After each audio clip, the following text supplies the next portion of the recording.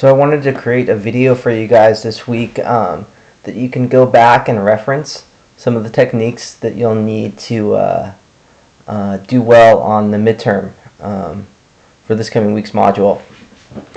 So I set this spreadsheet up a little bit differently, where I broke each step, or I split it up onto a separate worksheet here. So you can see this first worksheet just starts with the raw data, and I give you a little description of the project for this week. So the project for this week, I want it to be a little bit more business-like, or something that you would encounter in the real world. So this project is going to be based around the premise that you are an employee at the Miracosta College Fitness Center. The manager of the center has asked you to take some raw data that you can see up here, and they want you to complete a summary report for them. So let's go ahead and get started with step one. So you'll see right up here at the top of every single one of these worksheets, I'll have an instruction that I give to you, and then I'll highlight the cells that I want you to modify. And so I think it's pretty self-explanatory, and it'll make sense as we go from worksheet to worksheet, practicing the steps. So just like any other project that you guys have done, let's go ahead and read the step and make sure that we understand it. So I'm asking you to modify column widths and row heights. So again, because this project is a little bit more, you have to be a little bit more proactive. You have to kind of look around the worksheet, but in this case I have it highlighted here, and as you can see, some of the labels here, like this one, revenue cardio boot camp, is sticking out a little bit further. So is average attendance per month and average revenue per month. So if I want this column to fit the length of the text in all of these cells here, I'm going to go up to the top here. I'm going to get my cursor to look like this line with two arrows on it, and I'm going to double click, and that's automatically going to fit all the data, or the text in this case, into the width of the column. So here's the little difference to this project. All I want you to do on this one worksheet is this one step. So let's go ahead and move to the second worksheet labeled step 2. And you can see here I have step 1 completed for us, and now we're moving on to the second instruction, and I have another, in this case it's just a single cell highlighted, where I want you to complete this technique. So just like step 1, let's read the instruction. And it says, in cell A2, enter a function that returns the current system date and name. So the little hint here is I have the term function. So you can make the distinction between a function and a formula. And so either way, I'm going to start it with an equal sign. And in this case, the function that's going to return the current system date and time is the now function. So that's going to come up, you'll see it in my drop down here, so I can go ahead and select it and hit enter. So this step's pretty easy. So you don't need to do any other formatting or anything like that. You just have to enter in the function, and that's it for this step. So let's move on to step 3. So step 3 has a couple different areas that aren't adjacent to each other that I want you to work with. So I want you to merge and center content headers where appropriate, add appropriate cell formatting. So I'm not giving you all of the different techniques that I want you to do. I want you to kind of figure that out on your own, but I did highlight the areas that I want you to focus on. So let's go from each highlighted area, and we'll make the proper modifications. So let's start with the top here. So I have Miracosta Fitness Center listed as a label here, as a title for this worksheet. So let's go in and we're on the home page. Let's go to the font group and let's go to this button for your fill. And let's put in this light blue here under standard colors. That looks like it might match everything pretty well. So let's go to the next little highlighted area I have. So I have my now function over here. And I think it'll just be a little bit neater if we merge it across here. So I'm going to go to my merge and center. And then why don't I even just take out this fill here.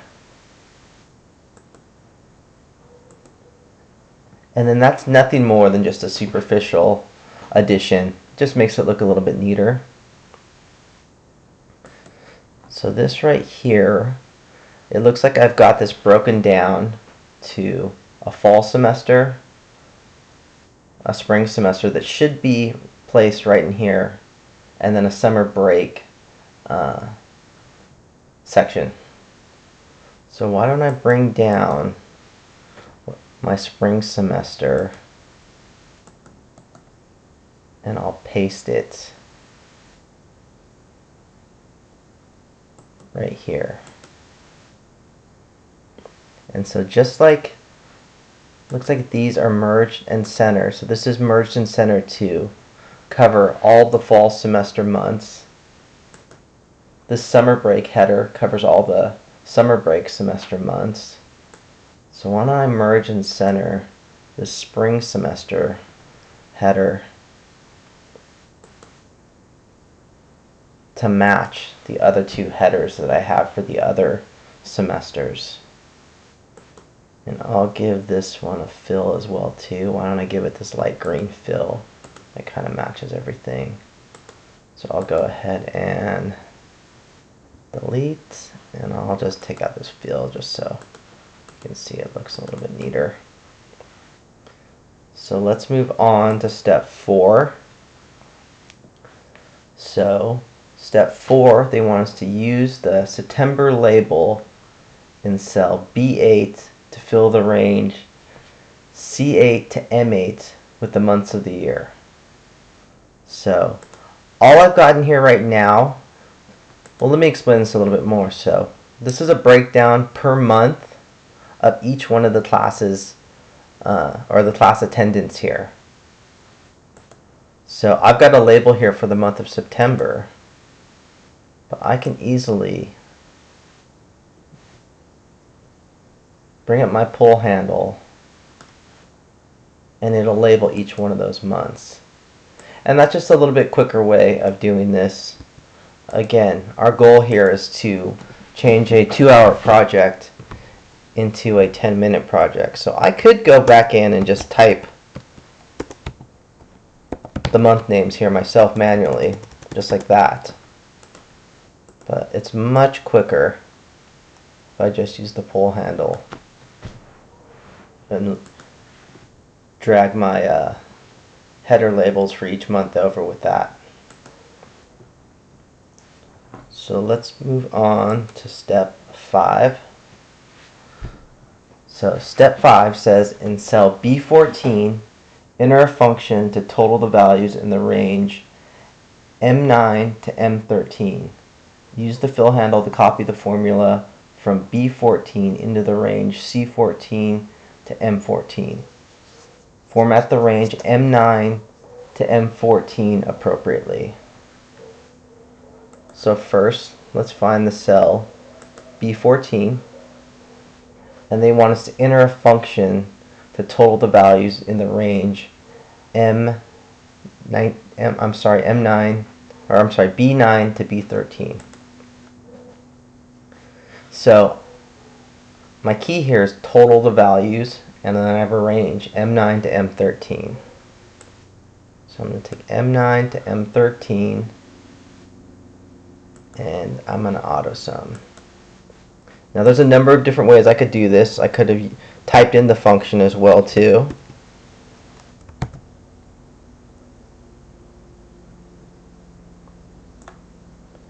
and then done it that way. Either way, I think it's a little bit quicker to go up to the ribbon and use the auto sum, but that's totally up to you. And next I'm going to drag over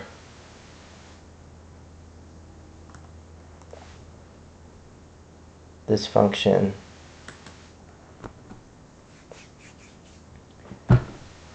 and Excel knows to go ahead and update this.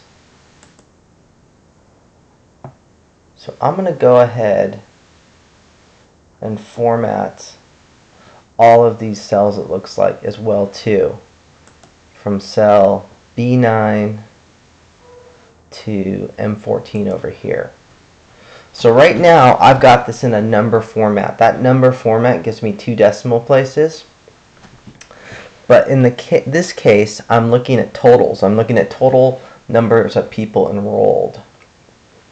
So it's a little bit neater for me to remove these 2 decimal places. And that's because I'm dealing with the number of people. So I can't have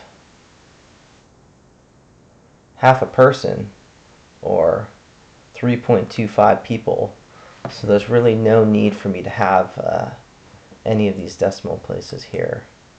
So I can go up to General, and that takes away my 2 decimal places and switches everything to whole numbers. Or I can go in and just decrease the decimal places that way. Either way, it's up to you. So let's go ahead and move on to step 6. So step 6 says, in the range B15 to B19, enter formulas that calculate the revenue for each gym class in September.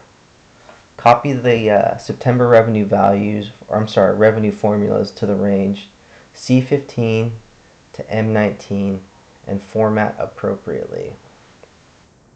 So I'm going to start by entering formulas that calculate revenues just for September.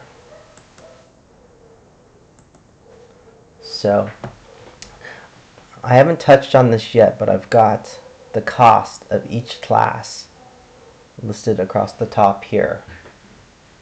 So if I've got the cost for each class and I know the total number of people enrolled in each class, I can calculate the revenue for each one of these classes for September. So my first little hint here is the word formula, so I know that I'm working with a formula and not a function.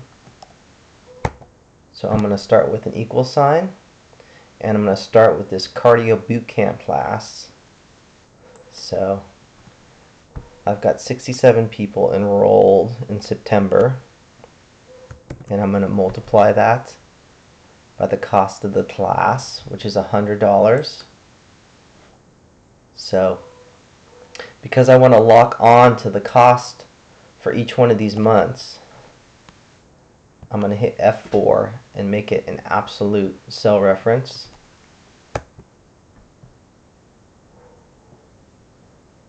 So let's do the same thing for the hip hop class. So I'm going to go right here, and I've got 92 people. So I'm going to make a cell reference to cell B10 times the cost of my hip hop class, which is $150. Again, I need to make sure that I have,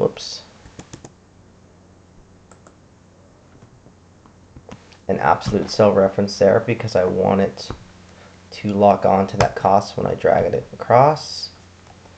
And so let me do the same thing for the spin class. I've got 106 people times the spin class.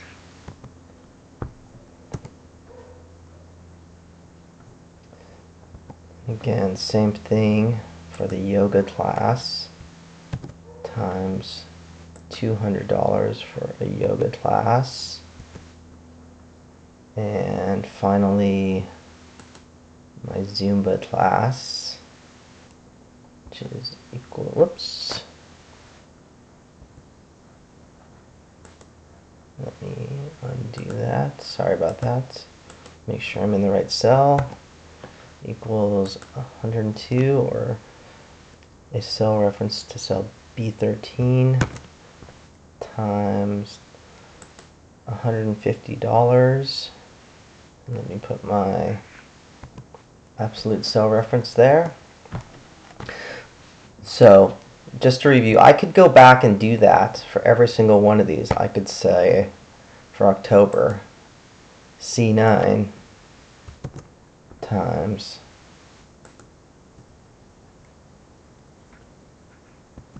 C4. And if I were to do that, I wouldn't even need the absolute cell references. But because I have those absolute cell references, I can drag those formulas that I have in the September column over. And you'll see here, it brings over my value for the October cardio boot camp, and then I'm locked on to the cost of the cardio boot camp that I have listed up here. And again, that's because I use my absolute cell reference in the original formula. So the last little part of this is formatting all of these cells. So I know, because I mentioned the term revenue in this question, that these are revenues for each one of these classes. So I'm going to change it to account number format. Again, this is to match the revenue that these classes bring in, or the amount of money. So step 7 says in cell B20, enter a function to total the values in the range B15 to B19. Use the fill handle to copy the formula from B20 into the range C20 to M20. Format the range B20 to M20 appropriately. So this one's a little bit wordy, but let's just start by finding cell B20. And so again, I'm giving you a little hint here. I'm telling you, enter in a function. So let's say, I'm sorry, let's use our sum function. And so we are going to sum up all the formulas here, or I'm sorry, all the values here.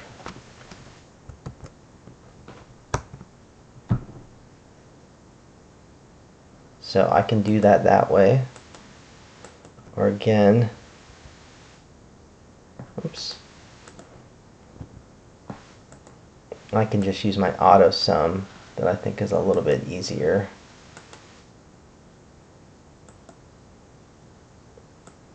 And then I can drag it across here.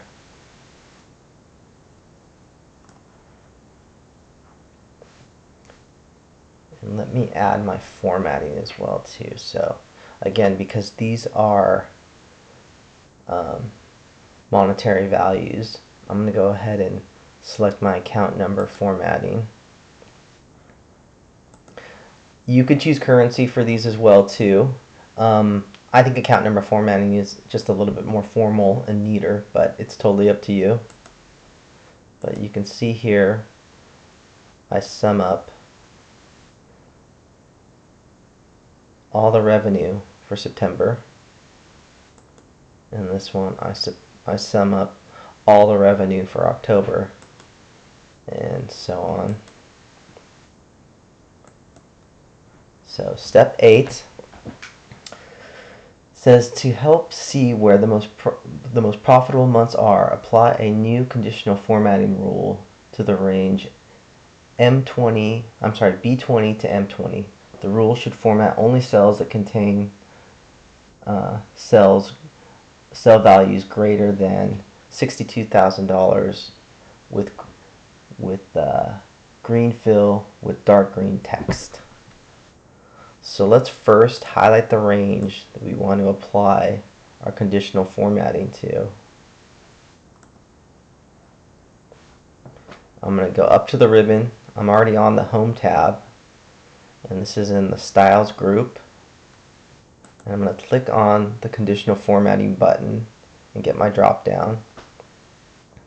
So my hint tells me I want to highlight cells that are greater than 62,000, and I want to fill them with green fill with dark green text. So if I do that, you'll see anything over 62,000 follows the conditional formatting rule that I just applied. Don't worry about these highlights. When we move over to step 9 like this, you'll see I've updated the file and taken out that highlighting.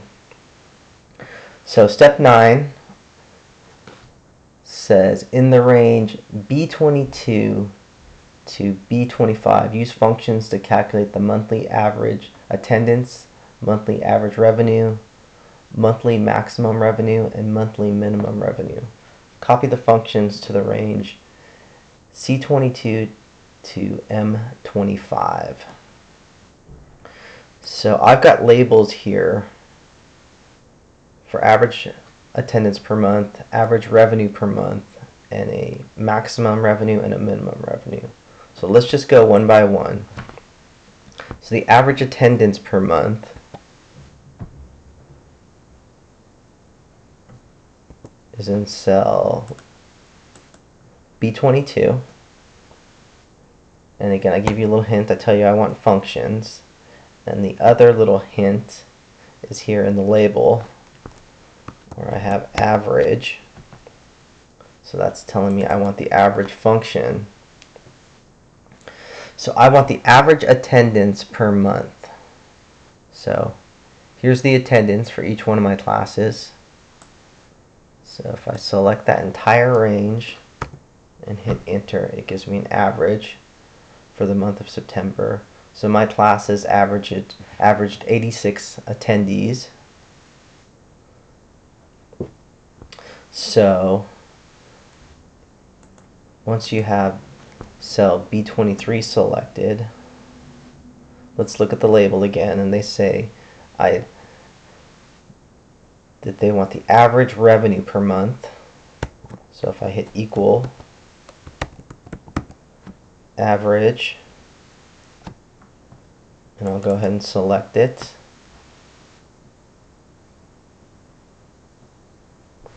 And so here's all my revenues per month for each one of my classes.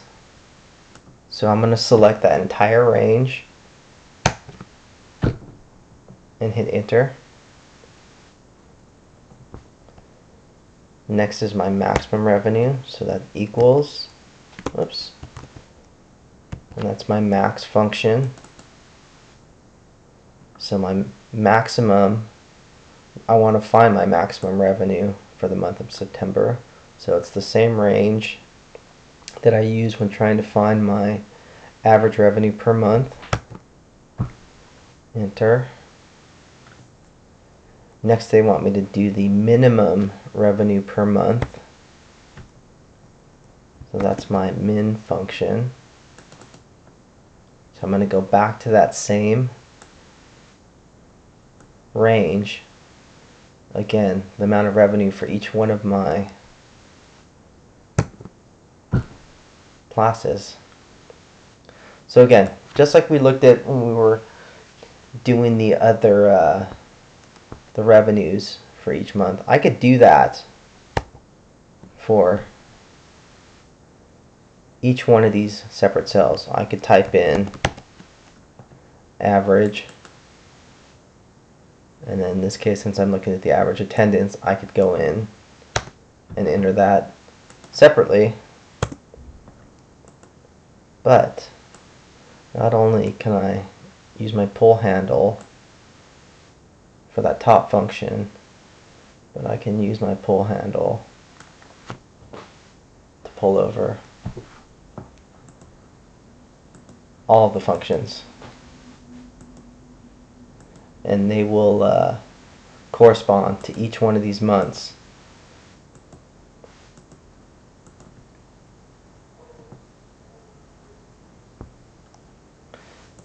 So step 10 says the center needs to bring in $13,400 a month to stay on budget. In cell B26, use a function to check whether the value of cell B23 is greater than $13,400. If the value is greater than $13,400, the cell should read as over. If the value is under $13,400, the cell should read as under. Copy the function in cell B26 to the range C26 through M26. So let's just start with cell B26, and I have a couple little hints in here. I know it's a function, and then here's the other really main one, is it says if the value is greater than. So that's telling me kind of subtly that this is an if function. So just like the other functions, I'm going to type an if because I know it's an if function. But this time I'm going to go up to the navigation area, and I am going to hit my insert function button. Oops, looks like it's not selected. Let me start this over. So let me type if, and then let me hit the insert function button to bring up the dialog box for this function. So my logical test, so this is the condition I'm going to look at to determine if it's true or false. So I'm saying, they're telling me it's cell B23. If cell B23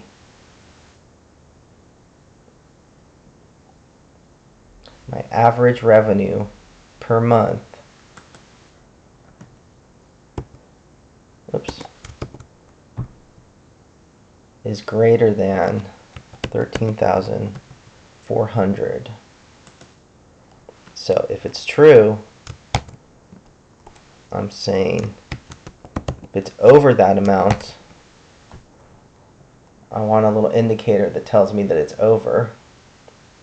So I'm putting over in quotation marks here as well too, because it is a text, and anything in text, if I want it to show up in my cell, it has to be in quotation marks.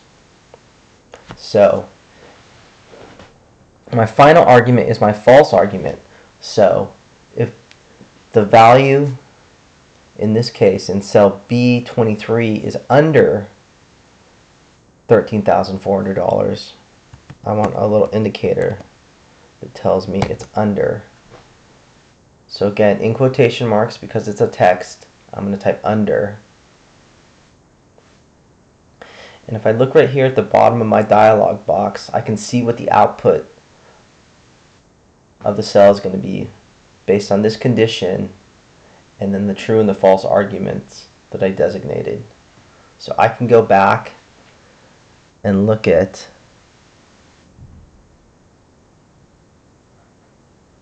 cell, whoops, let me change this to, I actually had this less than, let me put greater than.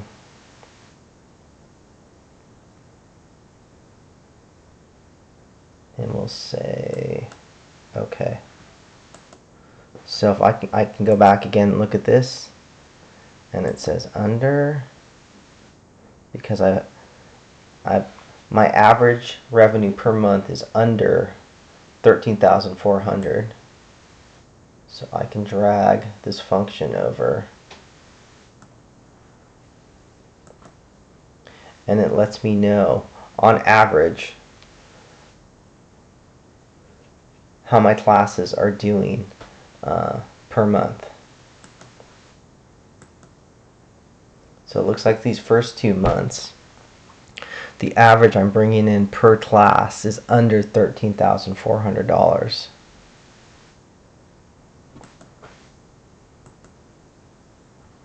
So let's look at our final step. And in step 11, they want us to use the recommended tool chart to create a clustered column chart based on the range A8 to F13. Position the chart below the data and change the chart title to fall attendance. So let's select this entire range, because this is what we're going to use to create our recommended chart here. Let's go over to the Insert tab. And in our chart groups here, let's click the Recommended Charts button.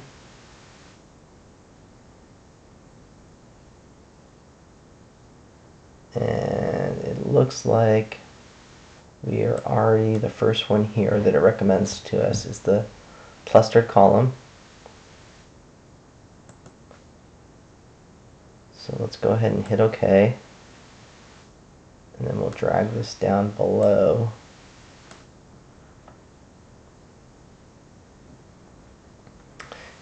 And we need to change the chart title to fall attendance. So let me select this whole area here.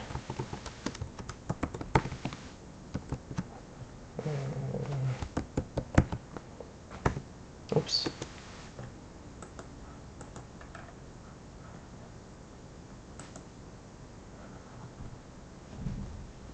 And then that is it.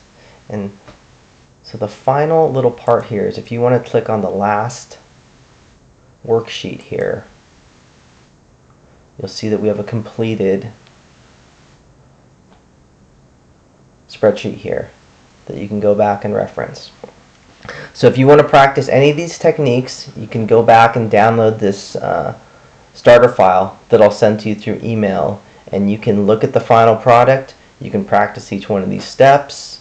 You can start from any point in the project. It's totally up to you. So hopefully this video is helpful. Hopefully the spreadsheet is helpful for you. And any questions that you have, go ahead and shoot me an email, or we can talk about it in class. All right, thanks.